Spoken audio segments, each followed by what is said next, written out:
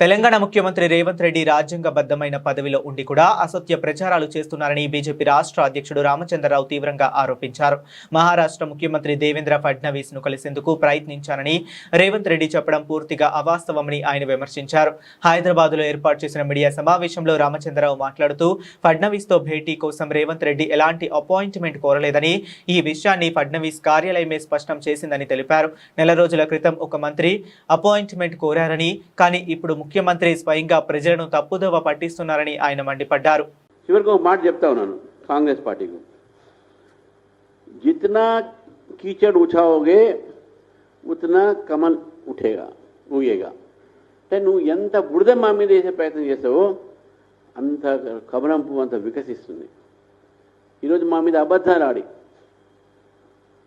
పండుకునే ముందు మా ఆలోచన ఉంటుంది, మీకు పండుకుని లేచిందా మా ఆలోచన ఉంటుంది.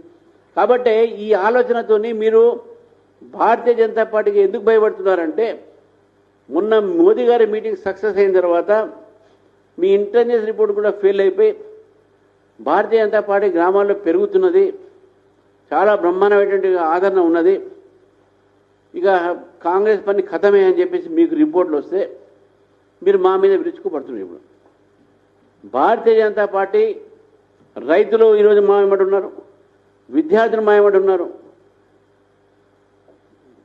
కుటుంబాలు ఎవరైతే రిటైర్మెంట్ బెనిఫిట్స్ రాలేదో వాళ్ళు మాత్రం ఉన్నారు. రాష్ట్రంలో అందరూ కూడా ప్రజలు బీజేపీ చూస్తూ ఉన్నారు.